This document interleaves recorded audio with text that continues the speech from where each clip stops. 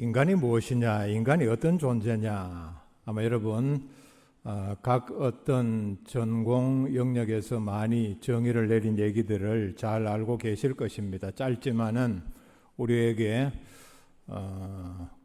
그 뜻을 정확하게 전달해 주는 그런 정의들이 많이 있습니다. 우리가 가장 잘 아는 인간에 대한 정의가 바로 인간은 사회적 동물이다.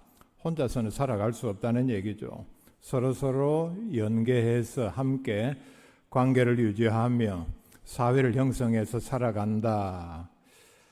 정치적 동물이다. 사람은 모이기만 하면은 어떤 정치적인 조직을 만들고 앞에 지도자 또 따라가는 사람 이런 집단을 늘 형성하려는 경향을 가지고 있다 하는 걸 우리에게 설명하는 말입니다. 또 경제적인 동물이다. 늘 어떤 일을 하면서 이윤을 생각하고 이왕이면 더 큰 이윤 그리고 똑같은 일을 하더라도 내 노력은 투자는 최소한으로 하고 최대의 결과를 얻으려고 하는 생각을 늘 가지고 있다. 생각하는 갈대, 언어를 사용하는 동물, 도구를 사용하는 동물 다 정확한 그런 표현입니다. 그런데 신약 성경을 기록한 헬라어는 인간을 안드로포스, 즉 고개를 들어서 하늘을 쳐다보는 존재, 땅의 것에 만족하지 아니하고 하나님을 찾고 영원한 세계를 갈망하는 그런 존재라는 뜻입니다. 신약 성경에서 그렇게 그 단어를 쓰고 있으니까 인간을 정의하는 정확한 정의다. 우리가 성경적으로 그렇게 생각할 수 있습니다. 그런데 성경 전체에서 보면은 이와 마찬가지로 우리에게 중요한 정의를 하나 생각할 수 있는데 인간은 행복을 추구하는 존재다. 아마 앞에 말한 안드로포스와 크게 차이가 없는 정확한 정의라 그렇게 생각할 수 있습니다. 매우 성경적입니다. 행복하기를 원하지 않는 사람은 한 사람도 없습니다. 행복하기 위해서 노력하지 않는 사람도 한 사람도 없습니다. 제 얘기가 아니고 전문가의 얘기입니다. 심지어 사람이 자살하는 이유도 행복하기 위함입니다. 전문가의 얘기라고 했죠. 사람이 왜 자살을 하는가? 지금 너무 힘이 들고 괴롭기 때문에 죽으면은 이보다 더 낫지 않겠나 하는 생각에서 자살하기 때문에 행복하기 위해서 자살한다. 논리가 성립됩니다. 나는 지금까지 너무나 행복하게 살았다. 그래서 지겹다. 이제부터는 나도 남들처럼 좀 불행해 봤으면 이런 사람은 한 사람도 없습니다. 행복한 사람, 아주 행복한 사람, 더 행복하기를 원합니다. 거기에서 더 많은 노력을 기울입니다. 그래서 여러 많은 방법들이 있는데 책을 통해서 책을 읽으면은 책이 나를 행복하게 사는 비결을 가르쳐 주지 않을까? 여러분 집에 가서 인터넷 한번 쳐보십시오. 행복론 치면은 엄청나게 많은 책들이 있다는 사실을 알 수 있습니다. 제가 쭉 목록을 찾아보니까 유명한 사람들은 행복론이라는 책을 다 썼습니다. 심지어는 행복의 정복이라는 유명한 책도 있습니다. 행복은 그냥 얻으려고 노력해서 얻는 것이 아니라 정복하려는 어떤 적극적인 의지를 가지고 노력하면은 행복해질 수 있다. 그런 내용으로 보입니다. 많은 사람들의 아마 건전한 생각은 지금은 힘들고 불행하지만은 내가 열심히 일을 하고 참고 견디면은 내 미래는 아니면은 내 자녀들 되는 행복하게 살 수 있을 것이라는 소망을 가지고 노력하는 사람도 있습니다. 건전한 사람들입니다. 반대로 나쁜 짓, 몸을 망쳐가면서 쾌락을 즐기는 사람들도 있습니다. 왜냐?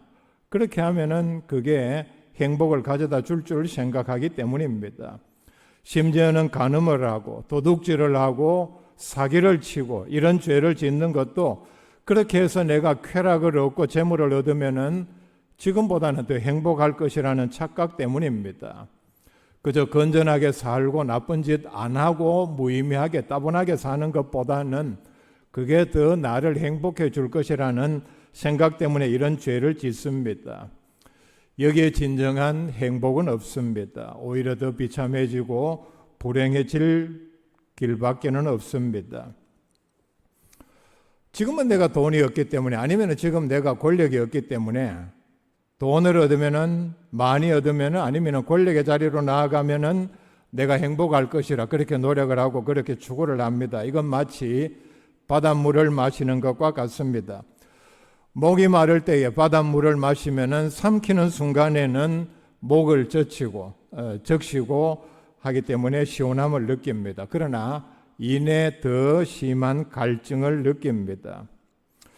우리가 이런 면에서 보면 이 세상에 현재 자기가 가지고 있는 권력, 가지고 있는 돈으로 만족하는 사람은 없습니다. 행복의 정복에 이런 유명한 말이 나옵니다. 나폴레옹은 시저를 부러워했고, 아마 나폴레옹은 그의 권력이 스스로 생각해서 시저만큼은 되지 못했다, 그렇게 생각한 것 같습니다. 그래서 시저를 부러워했고, 시저는 알렉산더를 부러워했고, 알렉산더는 헤라클레스를 부러워했다. 헤라클레스는 그들이 말하는 신이죠. 그러니까 아마 인류 역사상 가장 넓은 영토를 자기 힘으로 정복하고 넓은 치세를 이룩한 알렉산더도 일찍 젊은 나이에 그걸 이루었지만은 거기에 만족하지 못하고 헤라클레스 같은 그런 신의 어떤 능력과 힘, 권력이 있었다면은 아마 그렇게 부러워했을 것이라. 즉, 인간은 어느 누구도 자기가 가진 것에 다른 사람은 그 사람을 다 부러워하지만 정작 그 사람은 또 거기에 만족하지 못하고 더 큰 대상에 대해서, 엄청난 힘에 대해서 부러워하고 또는 심지어는 시기하는 것이 인간의 본 모습입니다. 오늘 읽은 말씀에 보면 진정으로 우리가 행복하게 되는 비결을 말씀을 합니다. 자, 12절 말씀, 이스라엘아, 네 하나님 여호와께서 네게 요구하시는 것이 무엇이냐? 곧 네 하나님 여호와를 경외하여 그의 모든 도를 행하고 그를 사랑하며 마음을 다하고 뜻을 다하여 네 하나님 여호와를 섬기고. 자, 여기까지 읽으면은 하나님의 말씀이니까 하나님다운, 말씀다운 명령을 우리에게 하는가 보다 싶었는데 13절에 뜻밖의 말씀을 합니다. 내가 오늘 네 행복을 위하여 네게 명하는 여호와의 명령과 규례를 지킬 것이 아니냐. 이런 모든 명령들을 네가 이 땅에서 행복하게 살기 위해서 이런 모든 명령들을 다 지켜라. 이런 모든 명령들은 오늘 여기에서는 5가지로 간단하게 나타납니다만은, 다르게 말하면은 하나님의 모든 말씀을 다 요약한 말씀입니다. 5가지 다시 정리를 하면은, 첫째는 하나님을 경외하라. 두 번째, 모든 도를 행하고 하나님을 사랑하고, 네 번째, 하나님을 섬기고 명령과 규례를 지켜라 말씀을 합니다. 자, 여러분, 황당하죠? 아니, 이 무슨 내가 행복하기 위해서 이런 사실상 불가능한 엄청난 어마어마한 모든 계명들을 다 지켜야 하는가? 행하기 어려운, 정확하게 말하면 불가능한 말씀입니다. 아마 여러분 가운데서도 아니, 이와는 정반대로 해야 내가 행복할 것 아닌가? 그런데 어떻게 하나님께서 네가 행복하게 살 수 있도록 하기 위해서 정반대의 이런 엄청난 굴레를 우리에게 씌우는가? 그렇죠? 아니, 내가 이 땅에서 이렇게 살면은 내 자유는, 내 개인 사생활은, 가정은 어떻게 하고 직장은 참 막막하고 답답한 말씀입니다. 네 행복을 위하여, 공동번역에는 네가 잘 되는 길이다. 이게 대부분 영어 번역은 같은 뜻을 가지고 있습니다. For your own, 그러니까 너 자신의 뒤에 benefit, 너 자신의 유익을 위하여, own을 넣어서 너 자신의 유익이라는 말을 강조를 하고 있습니다. 너의 유익을 위해서, 네가 잘되게 하기 위해서 이런 모든 계명들을 지켜라 말씀을 합니다. 행복은 성경에서 같은 단어인데 원어는 번역을 함에 따라서 복 있는 이라고도 있습니다. 대표적으로 시편 1편에 복 있는 사람은, 그러니까 행복한 사람은 이런 사람들이다, 그렇게 할 수 있겠죠. 그 다음에 신약에서는 마태복음 5장에 팔복이 대표적인 경우입니다.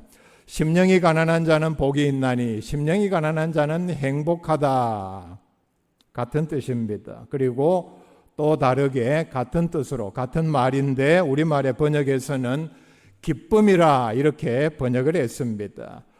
네 자신의 기쁨을 위해서, 네 자신의 복을 위해서, 너 자신의 유익을 위해서 내가 명령하는 모든 규례를 지키라 말씀을 합니다. 하나님께서 12절과 13절에서 또 성경 전체에서 이런 명령을 하는 이유가 뭡니까?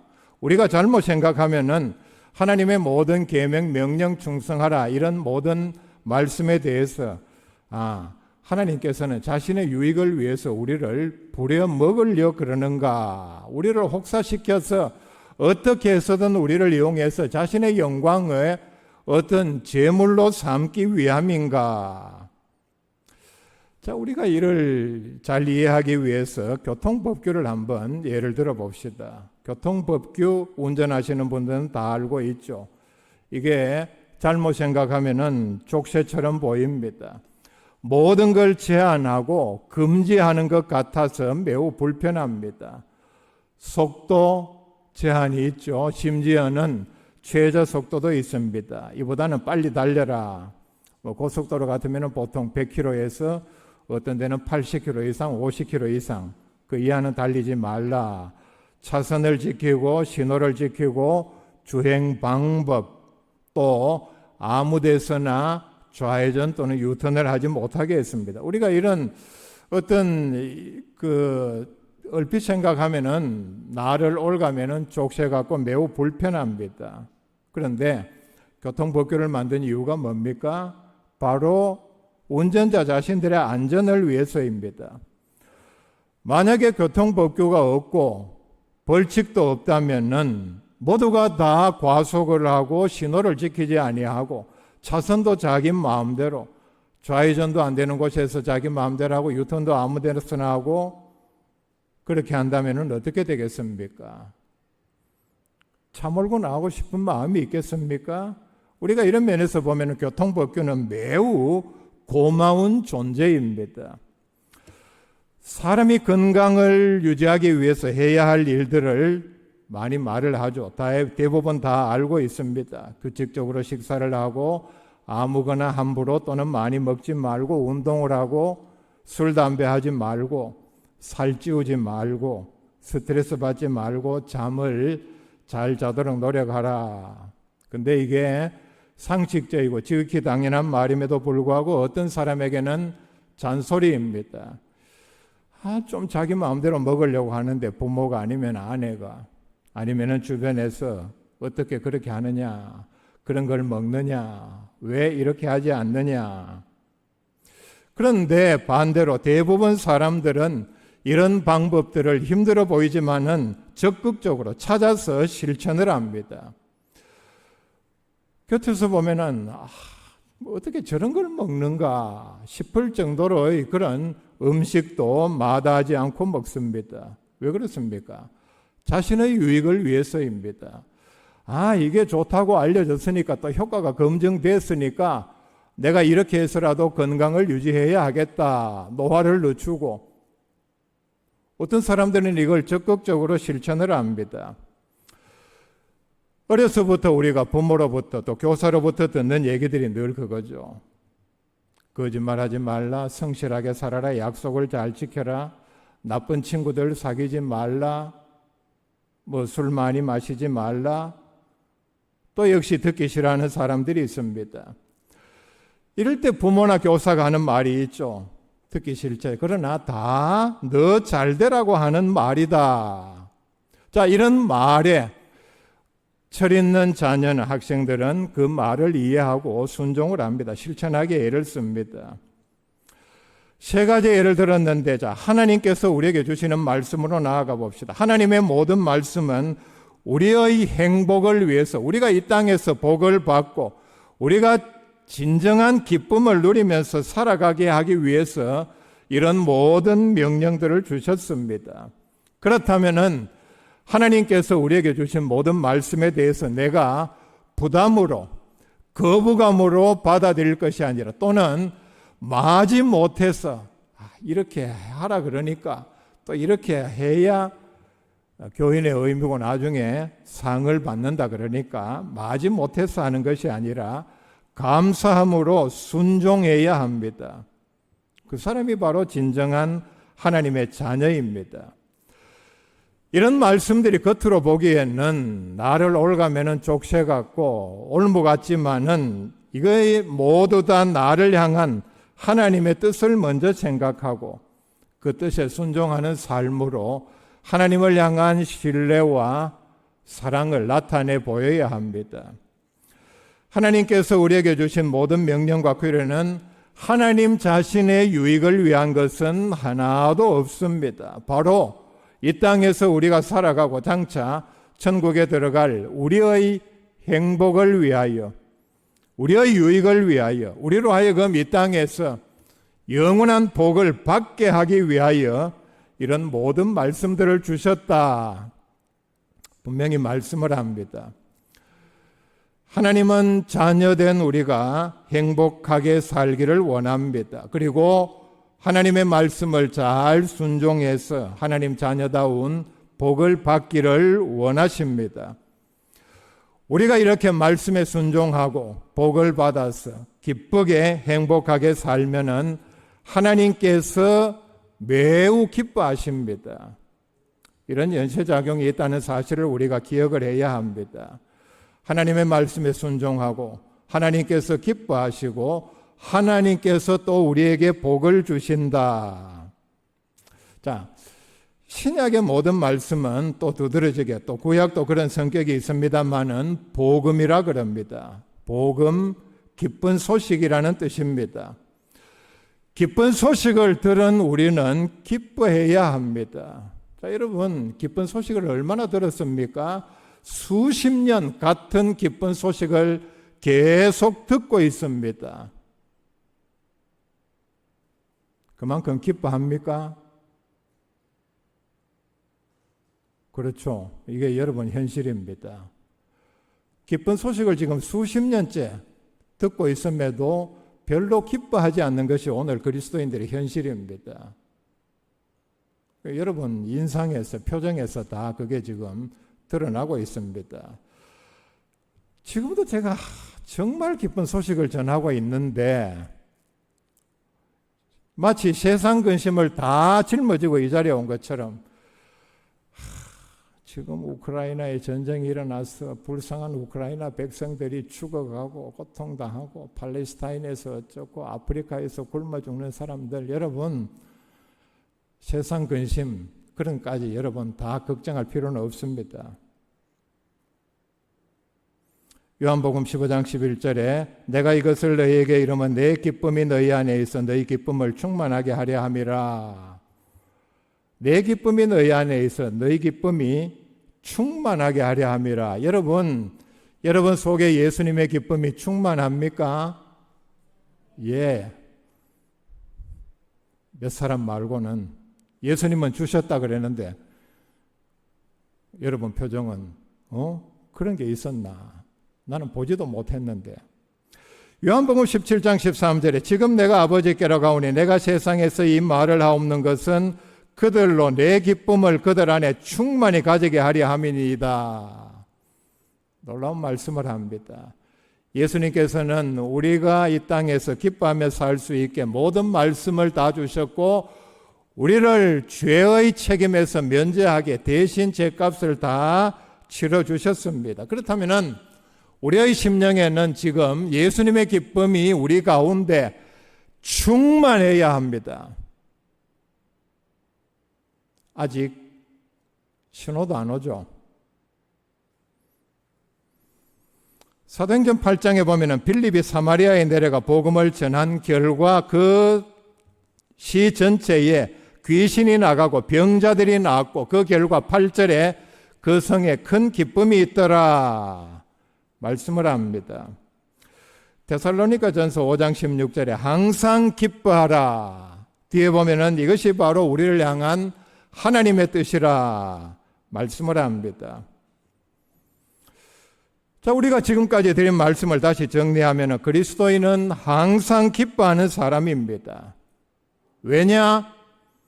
복을 받았기 때문입니다. 복을 받아서 같은 뜻이라 그랬죠. 또 다르게 표현하면은 행복한 사람들이기 때문입니다. 그렇다면은 우리가 집에 있을 때 아니면은 교회에 불신자들이 계속해서 찾아와서 아니 이런 세상에 무엇 때문에 그렇게 기뻐하고 행복해 하십니까? 이렇게 이유를 물어야 합니다. 자, 그런데 여러분, 우리의 현실은 어떻습니까? 내가 상관교회 장로, 집사, 권사인 줄 주변에 다 아는데 늘 표정이 우울하고 근심에 사로잡혀 있다면은 잘못 믿고 있다는 증거입니다. 여러분, 주변의 불신자들이 그 인상 보고 예수 믿고 싶은 마음이 생기겠습니까? 아마 이렇게 생각할 겁니다. 다른 사람은 안 그랬는데 불신자들은 희희낙낙하며 살아가는데 예수 믿으면 저렇게 되는가? 예수 오래 믿으면 저렇게 되는가? 무슨 근심 염려가 많아서 스트레스를 얼마나 받았으면은 어떻게 오래 믿으면 믿을수록 인상이 저렇게 바뀌어 가는가? 그렇게 생각하지 않겠습니까? 기쁨이 넘치는 삶을 살고 복을 받고 싶다면은 13절에 분명히 말씀을 합니다. 여호와의 명령과 규례를 지켜라.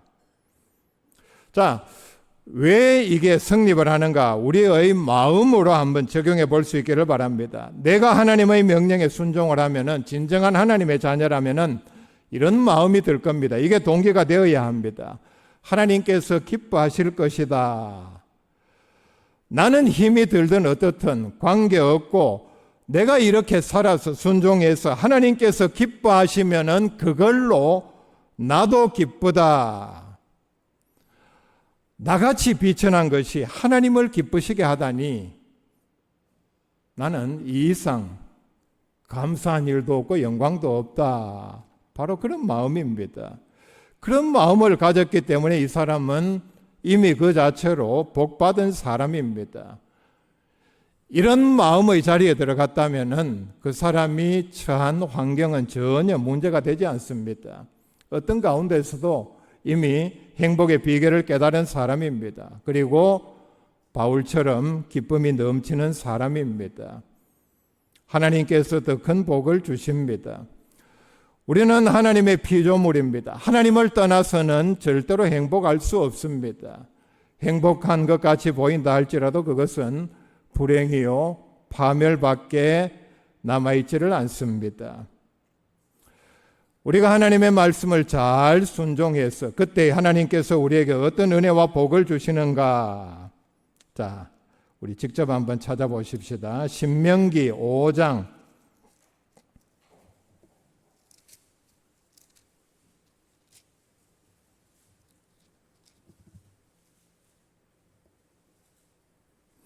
신명기 5장 29절 다만 그들이 항상 이 같은 마음을 품어 나를 경외하며 내 모든 명령을 지켜서 그들과 그 자손이 영원히 복받기를 원하노라 말씀을 합니다.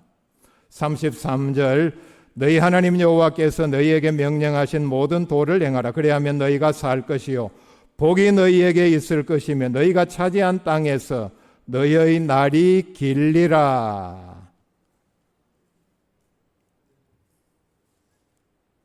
아멘 소리가 왜 이래요? 와, 참 놀랍습니다. 자, 그래서 하나 더 6장 24절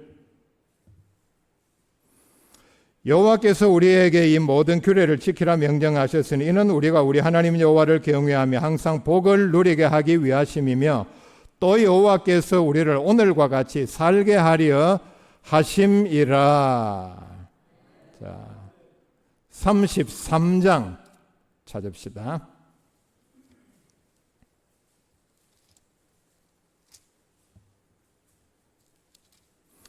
마지막 29절. 이스라엘이여 너는 행복한 사람이로다. 여호와의 구원을 너같이 얻은 백성이 누구냐? 그는 너를 돕는 방패시요 네 영광의 칼이시로다. 네 대적이 네게 복종하리니 네가 그들의 높은 곳을 밟으리로다. 말씀을 합니다. 자, 앞에 이스라엘이여 너는 행복한 사람이로다. 이스라엘이여 너는 복받은 사람이로다. 같은 말씀입니다.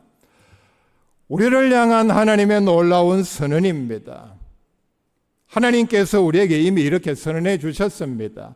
너는 행복한 사람이다. 너는 이미 복을 받았다. 우리는 행복할 수밖에 없는 신분입니다. 그런 존재로 바뀌었다는 얘기죠. 슬픔, 불안, 염려, 근심, 우울은 우리의 신분에 전혀 어울리지 않는 증상입니다. 하나님의 모든 말씀을 종합하면은 내가 예수 믿고 하나님의 자녀가 되었고 예수 그리스도의 보혈의 공로로 구원을 얻었는데 그럼에도 불행하다면은 그럼 뭔가 잘못되었습니다. 하나님의 말씀에 순종함으로 땅에서 천국에서 영원한 행복을 누리는 복된 백성들 다 될 수 있기를 바랍니다.